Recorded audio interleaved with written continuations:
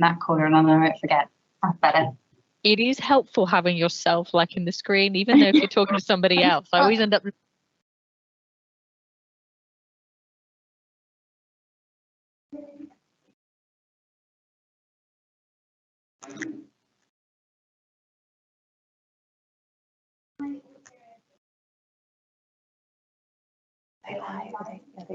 You just on the street. Okay.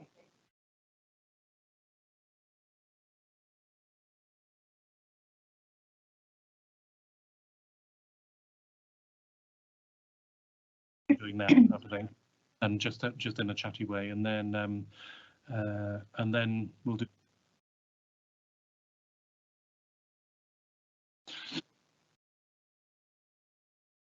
Are the mute buttons being controlled by you, Andrew? No. Oh, okay. I think we just got the thumbs up. We did, yeah. Okay, right. So let's go. We're live. So well, welcome everybody to the Engineering in Space panel. So and we have a great array of space engineers. So I'm actually a space scientist. So I'm Professor Andrew Coates from UCL's Mullard Space Science Lab, but I'm a space scientist, been working in this field for some time, and my own route into this was via physics, and then I got interested in nuclear fusion years ago as a possible way of doing power, and that seemed maybe about 20 or 30 years off a few years ago when I did my training. Probably still is, actually. There's still a lot to do on it, but in space there's lots of interesting things going on, and I've been lucky enough to actually look at plasmas in space and to use space missions to do that, so including the Giotto mission, which went to Halley's Comet, the Cassini-Huygens mission, which went to Saturn and Titan, and Enceladus, discovered the Enceladus plumes, for example, and then also Mars Express and Venus Express. And more recently, we've been working on the ExoMars rover, the Rosalind Franklin rover, which you see behind me there. And that's going to be going to Mars now in 2028. So the launch is in 2028, gets there in 2030. And that will actually dig underneath the surface of Mars with a drill, get samples from underneath the surface and bring them into the rover and analyze them. So I'm principal investigator for the panoramic camera system, which is on top of the mast there, which you can just about see behind me. So although I'm a scientist, I've worked with engineers all my professional career, and you know, it's been a great great thing to be able to do that, and a privilege really to be working with such talented people. And so in this engineering panel, we're going to be concentrating on the engineering, and so that's a little bit about me, and maybe to start off with the different panelists. So Charlie Knight from RAL. So hi, and please introduce yourself. Yeah. Hi, I'm Charlie. I work for RAL Space. RAL does stand for Rutherford Appleton Laboratories, but almost nobody calls it that anymore. It's an old name. But we're part of the Science and Technologies Faculty Council. So sort of ultimately government funded, but basically we're kind of a nice group, and largely here we're involved in kind of all aspects of space missions, from kind of initial concept, design, manufacture, testing, which is my sort of thing, as well as ground support. Basically the only thing we don't do is launch the things. But as far as to how I got here, my path is a bit of an odd one. When I went to school, I didn't really know what I wanted to do. So I was given advice, which was basically whatever you're kind of good at and you enjoy at school, keep going. So I did that, which was for me history.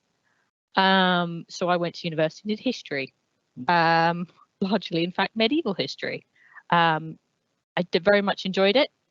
I still do enjoy history, but I was kind of part of the way through, you know, thinking, okay, what are my career prospects? What properly, you know, can I do with this? And nothing excited me with it. So I sort of sat down and thought, okay, if I could do absolutely anything with it, what did I want to do? And I decided that actually I was quite interested in the idea of building spaceships. And the more I thought about it, I thought, actually, this can do this. You know, it didn't matter that when I was at school, there were people who were better at science and things than me. And I think at the time that sort of limited me a little bit. But as I kind of, gone to university, got a grown little, I realized that no, I could do this. So I made the change. It wasn't straightforward. As I said, I did, going from effectively studying medieval history to aerospace engineering. It took my parents a good 6 months to just wrap their heads around it. They're not engineers or scientists, but And I did was you very change universities as well with that then? yes, I did. I changed. Oh yeah, I changed universities, changed courses entirely. I had a year out actually in between to just kind of brush up on sort of maths and physics, as I ended up not doing physics at school because so I needed to do that to kind of go in. But yeah, as I said, I was quite lucky. My parents were supportive of it. And so yeah, then I went to Surrey, did aerospace undergrad, followed by a master's, followed by a PhD. I enjoyed studying, but no, I did a lot of it. I will admit though, part of the history, I'm still glad I did it in addition to enjoying it, but it taught me how to write. And having read many lab reports of engineering undergrads, there are more lessons that can be learned there. So, having the multidisciplinary background has helped me, and it is good to know that it's, you don't have to decide when you're 18, this is what I want to do. It is possible to change. So yeah, that's a great story actually, and shows that yes, what you choose first might not necessarily be what you end up in. And obviously this has been very successful. So what are you actually working on now then? So my job now is I work in the dynamics group of the environmental testing division. We like using acronyms here, so I have to remember what they all stand for. No, particularly been working with we're soon going to hopefully be getting our new testing building, which is the National Satellite Testing Facility, or as we call it, the NSTF. And this is going from a moment where we do testing here. So we do vibration testing largely, as well as some shock testing. And at the moment, our maximum things our shakers can do are about the size of a microwave. At most, normally we test things smaller, so these are either very small satellites or largely equipment. With the new facility, we can test full-size satellites, so that's the size of, on the small end, a car, or up to a minibus size. We've got one coming in that is roughly 6 meters tall by 4 meters square, so it's a lot bigger than a microwave. And then we have 2 big shakers, and they can test sort of that to quite high levels. In addition, and then the kind of next bit of kit we're hoping to buy is a acoustic system, which is largely surrounding the satellite with speakers and blasting white noise at it scientifically. Very good. And so why do we need all that? Is it the environment of launch? Yes. So launch is a very short period of the sort of any sort of spacecraft life, but pretty much one of the harshest from a mechanical point of view, because obviously you've got all the forces as the rocket is blasting through and shaking it about, and just obviously the sheer noise of it all, which causes the acoustics or causes more vibrations to go back through. And it is a really quite horrific environment. So have to do all the testing on the ground to make sure it will survive, because you don't want to send up millions of pounds worth of kit and then it doesn't work, because obviously fixing it in space is, depending on what it is, pretty much impossible. Yes, all the tests are really important, aren't they? And there are thermal tests as well, I guess. Yes, so as I said, my group, we do the dynamics, so that's everything kind of that moves, as it were. But yes, the other types of testing it's called thermal vacuum chambers. So basically it sucks all the air out to make sure that it's going to work with that, and that if there are any issues with materials as well, because certain materials don't act well with that, in a vacuum. But then also looking at, it's sort of thermal. So normally they're cycling of quite high temperatures at sort of extended periods down to very low temperatures, because as it goes into the light and dark of space, space itself is very cold. Then you've got to make sure, again, the instruments can survive that. And then the third type of testing that we will do, we don't currently do, as it were, but will in the new facility, is electromagnetic and antenna testing. So again, that's making sure various sort of the waves, and if there's any interference with any, that's of the, so that's going to be the instrumentation, and making sure the communications are going to be working as best as they can. Yeah, so I was lucky enough to go and see this facility fairly recently, and obviously it's not quite ready yet, but very nearly. And so when does the first satellite come in actually?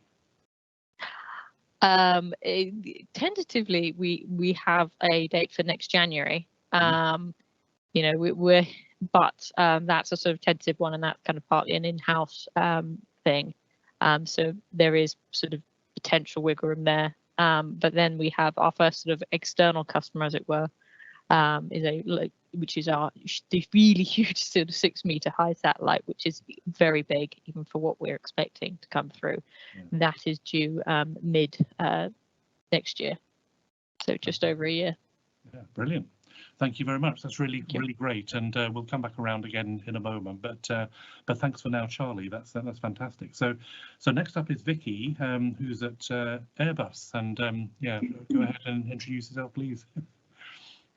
Hi, I'm Vicky Lonnan. So I'm a product assurance engineer at Airbus Defence and Space in Stevenage, UK. So at the moment, I'm working on a project called Biomass.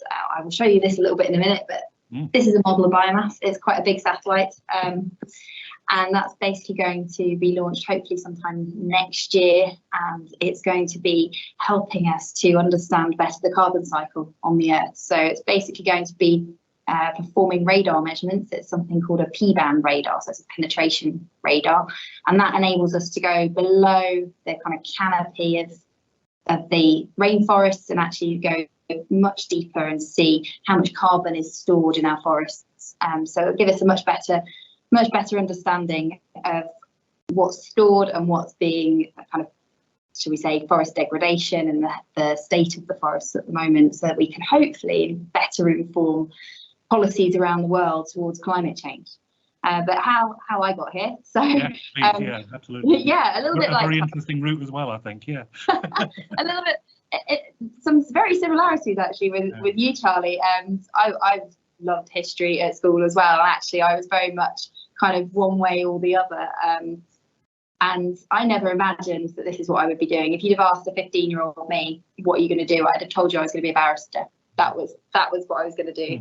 And then I had a really awful work experience, actually do at 15. You know, I went to a local solicitor's office, and we found him buried under a stack of papers with having not gone home, and him just like making it out really boring. And the most exciting thing we did all week, unfortunately, was get to frank the mail.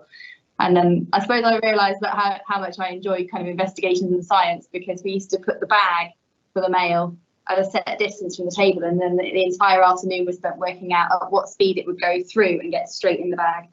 So maybe that was the physicist in me, who knows. But yeah, I went back to school feeling, as you do, that what on earth am I going to do? I've chosen my options. I'm 15. Oh no, I need to know what I'm doing with my life. And my lovely physics teacher at the time sat me down, had a chat with me, and she gave me a leaflet that said rocket scientists wanted. And I was just like, now that sounds cool. Okay, yeah, sure. This looks like fun. Let's do this. So I'd always liked science. I'm much more of a chemistry, physics person, mostly because biology, I'm very squeamish. So any smell, any kind of goo, I'm just, oh, no, thank you. Very interesting, but no, I'm not touching it. So yeah, then I started to pursue physics and maths. I carried on with history a little bit through A-level, and then went on to study physics and satellite technology at University of Surrey as well, where Charlie was. So that was quite funny to hear you've been to the same place.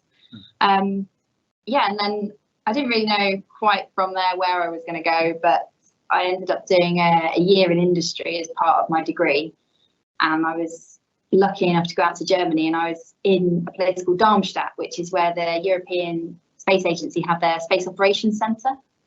So even though I wasn't necessarily working there for them, I was at an IT company doing things to do with satellites and space, but not directly with ESA.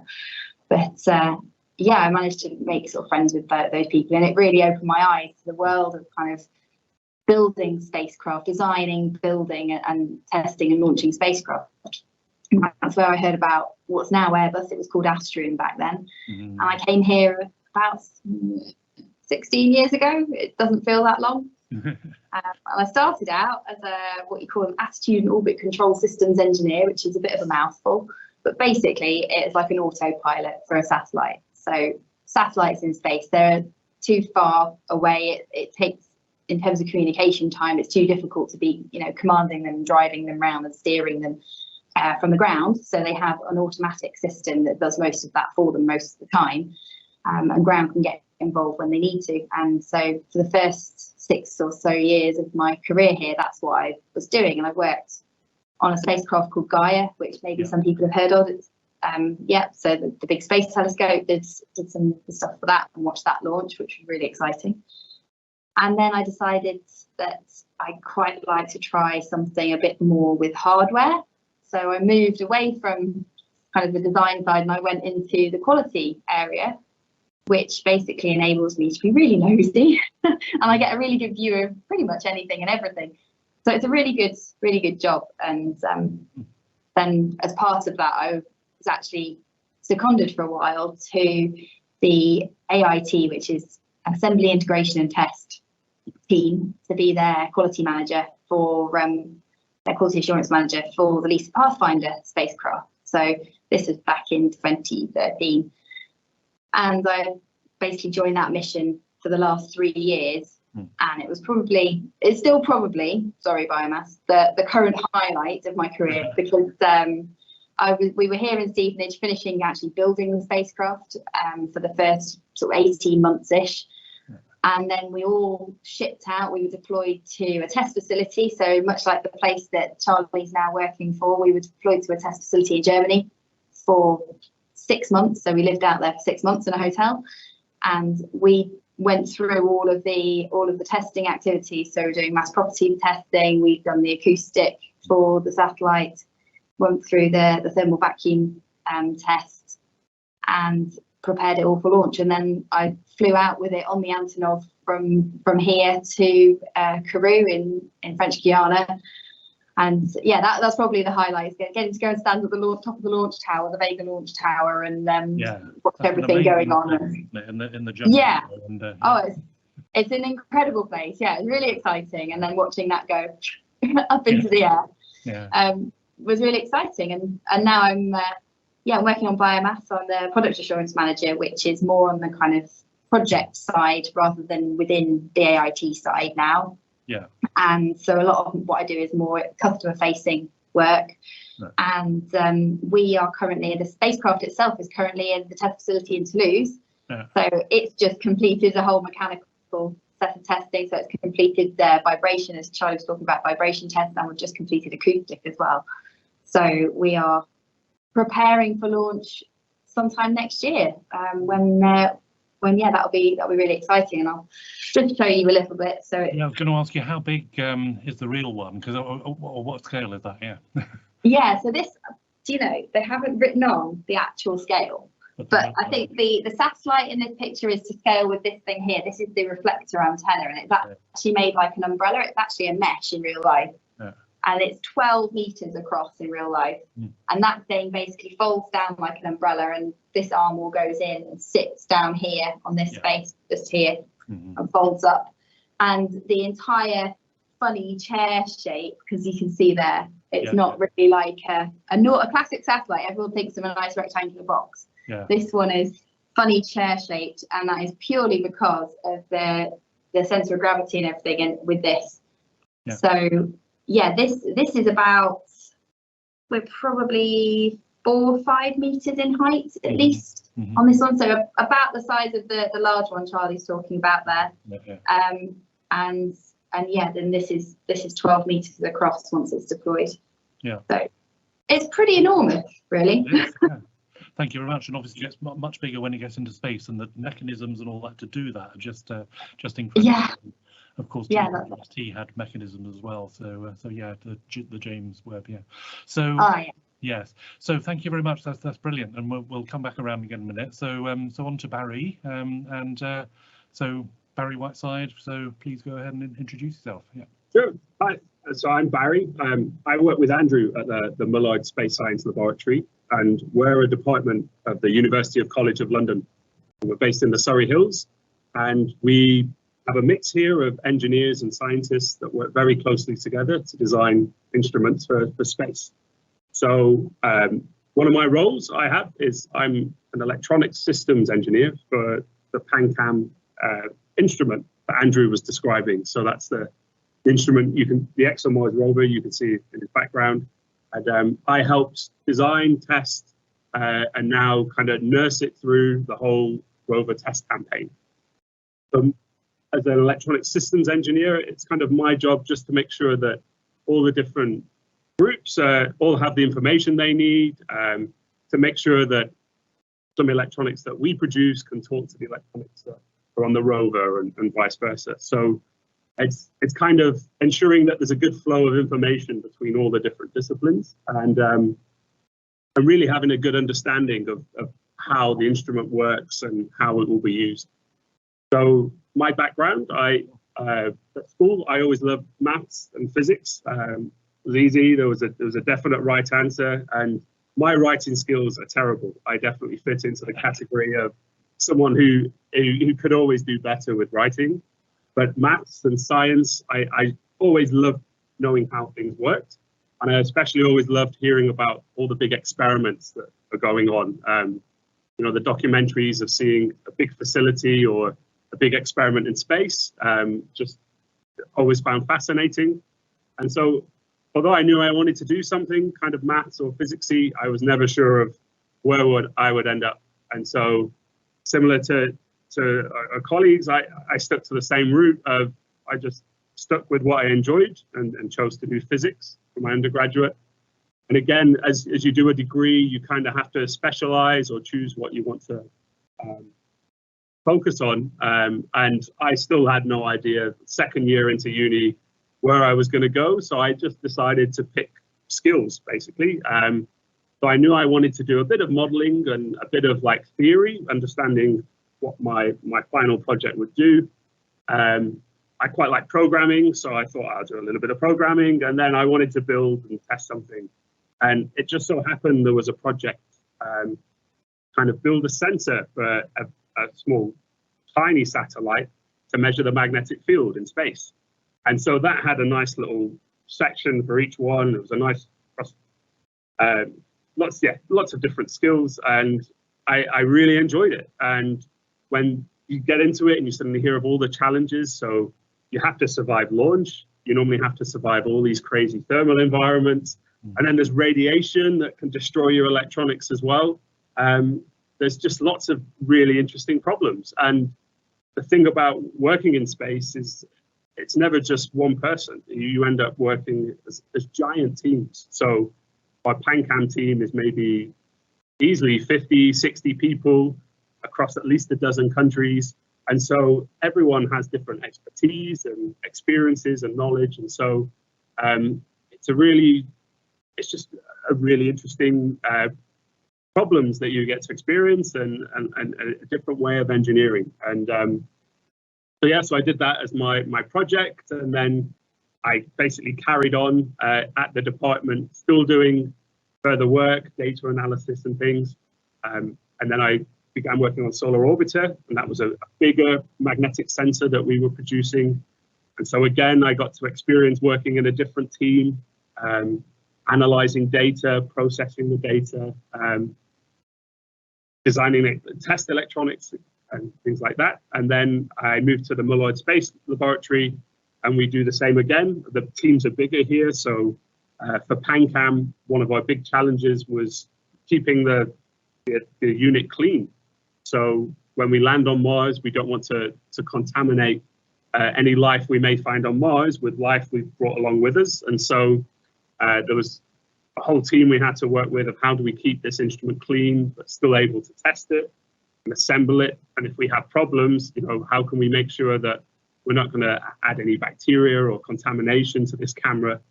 That means we might spoil some of our science results. And so that's just not one person can't solve that problem. And so we were working with our facilities people who were experts in how to wipe these tools and prepare them for our use. There was the mechanical engineers that had to design tools specifically so that they could be cleaned in this way. And then there was me in the electronics just saying, well, I want to bring in this big dirty oscilloscope. How can I measure things? So day to day, I end up working, just going around visiting people from all the different groups, making sure everyone has what they need and trying to answer their questions. That's great. Yeah, thanks very much. And so what has been the sort of biggest engineering challenge, do you think, either in solar orbit or in PanCam? Certainly the most catastrophic challenge we had was the solar orbiter, and we were doing a vibration test. So we were simulating launch. And we had this magnetic sensor, and effectively we were on what we call a boom, which is a kind of a long stick on the back of the spacecraft, so that we're far away to measure we didn't want to measure the magnetic field of the spacecraft. We needed to measure the magnetic field of space, so we needed to be nice and far away.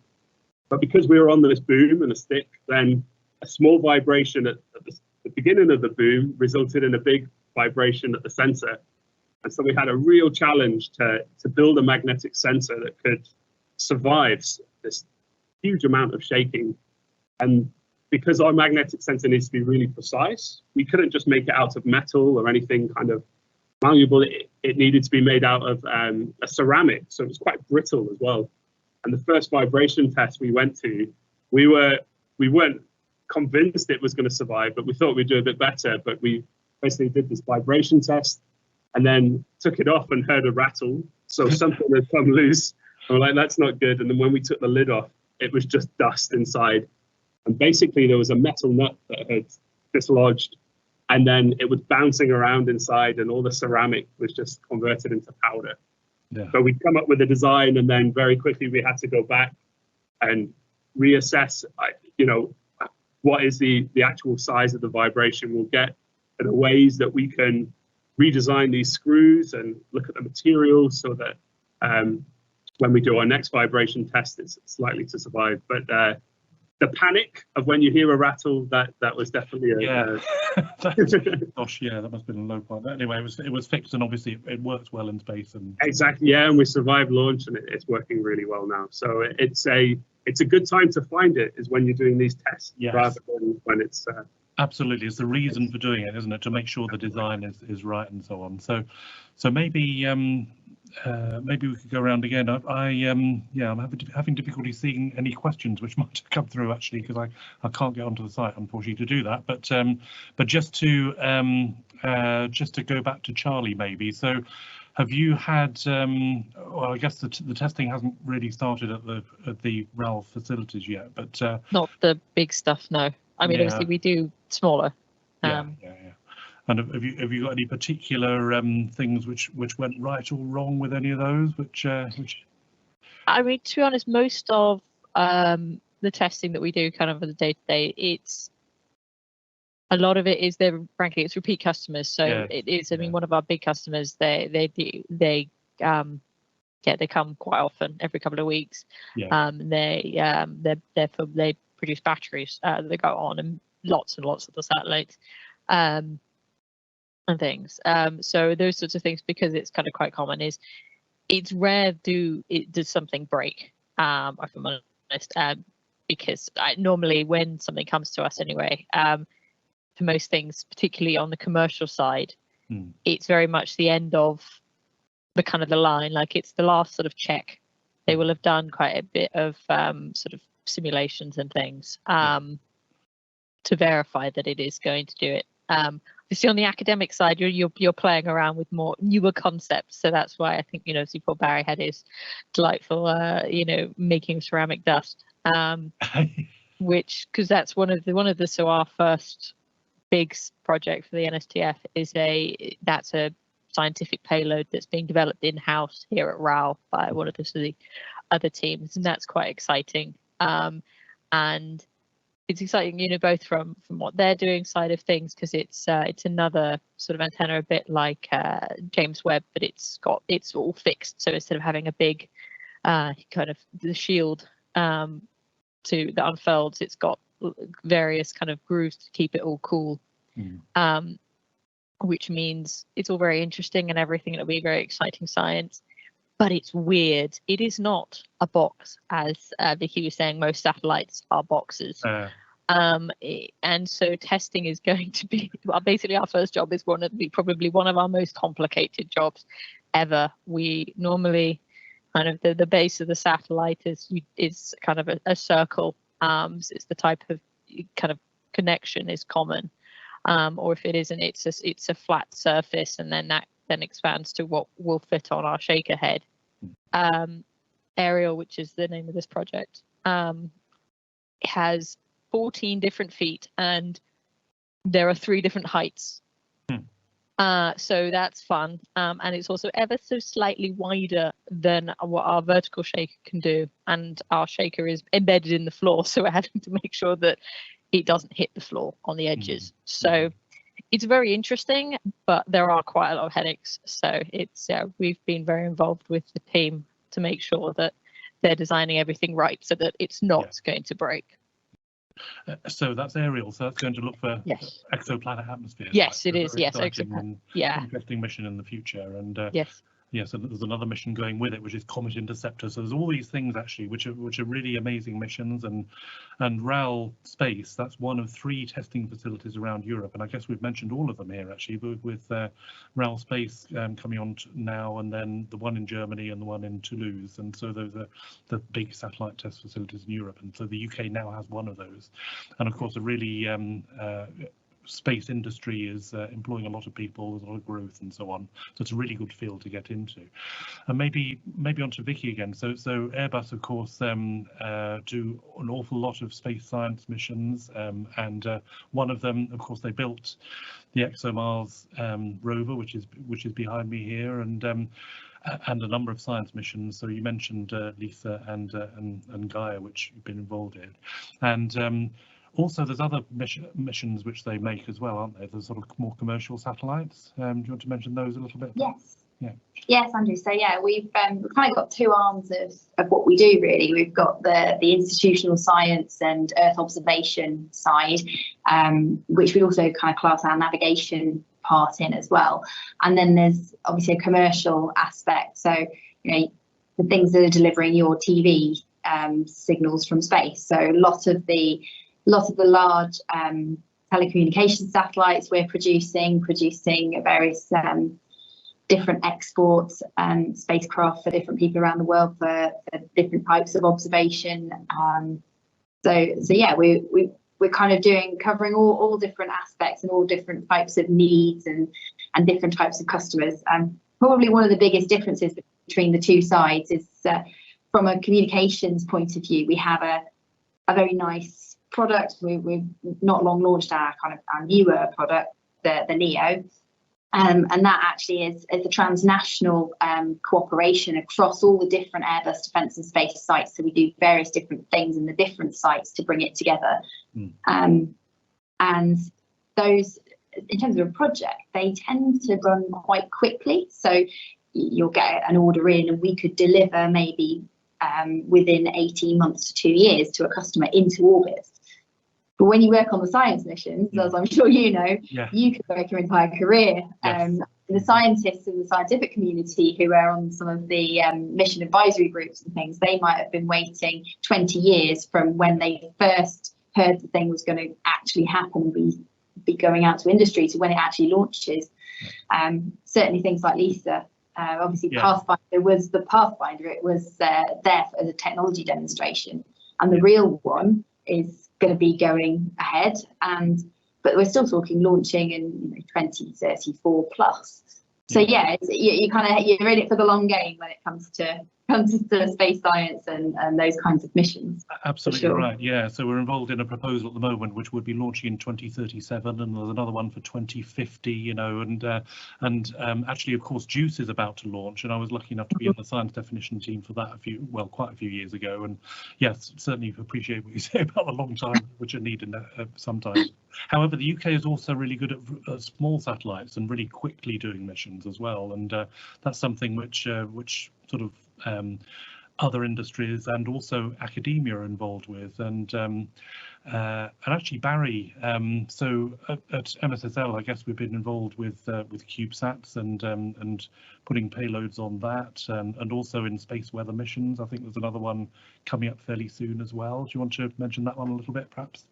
Sure. So yeah, CubeSats were, if you're not familiar, they're basically miniature satellites. So they're like basically a 10 centimeter by 10 centimeter by 10 centimeter unit, and then typically they're kind of a couple of them stacked together to do some sort of basic observation or to prove a technology. So here at MSSL, they're a great way for us if we've got an interesting idea that can be made nice and small, and we want to test it in a space environment, to do that, but without the same level of cost or time or yeah, basically, and the challenges of building a much larger satellite.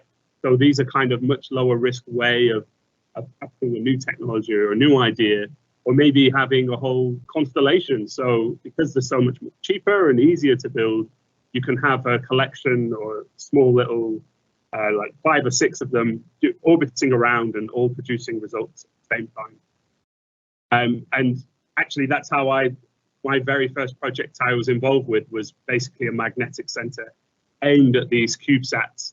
And because it's such smaller and easier to build, you kind of get a nice quick snapshot of the entire development process.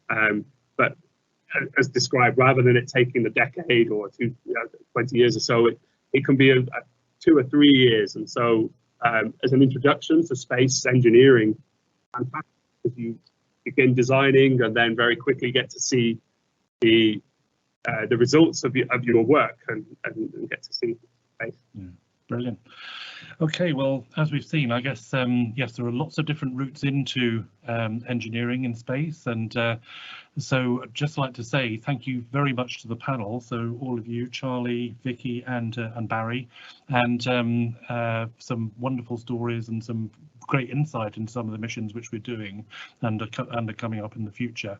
And just to say thank you to the audience. Apologies, I haven't been able to get to your questions for some reason on my phone here, but I'm sure there were some, and because there's lots of interest in this. And just to say, you know, do carry on and do what you're interested in. As you've seen, you know, unconventional or different routes into science and engineering, and especially the engineering side, which the panel has been looking at here, have been great. So thank you very much, everybody on the panel, and thank you to everybody for watching. And the next panel is actually going to be about maths in space. So this is carrying on ST, E and M. So we're just done engineering, so we're on to maths soon. And you can stay online on the same link for that if you're interested in joining that. And thank you very much again. So thanks for joining.